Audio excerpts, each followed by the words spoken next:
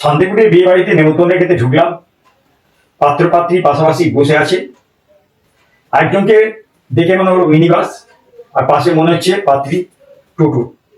যা হোক, দেখে দেখে ভেতরে ঢুকে গেলাম। একজন এসে আমার হাতে দিল দুটো পার্লেজি বিস্কুট আর ভাঁড়ে করে চা। চাটা খেয়ে যথারীতি ভেতরে ঢুকে গেলাম। টেবিলে বসলাম। সমস্ত ক্যাটারাস ঘোরাফেরা করছে, তাদের ড্রেসও সুন্দর। পরনে চেক লুঙ্গি, গায়ে কালো রঙের স্যান্ডেল গেঞ্জি আর খাদিমের হাওয়াই ছুটি, দারুণ লাগছে।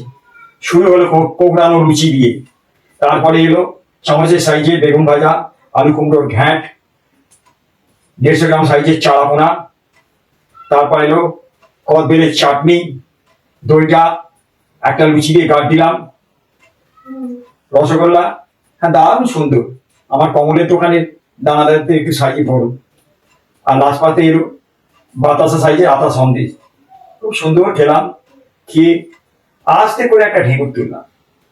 একজন তাড়াতাড়ি ছুটে এলো, বলে, দাদা কেমন খেলেন? আমার মেনু কার্ডটা কে তৈরি করেছিল? বলে, স্যার আমি। আপনি? আপনি কে? বললো, আমি হচ্ছি মেয়ের বাপ।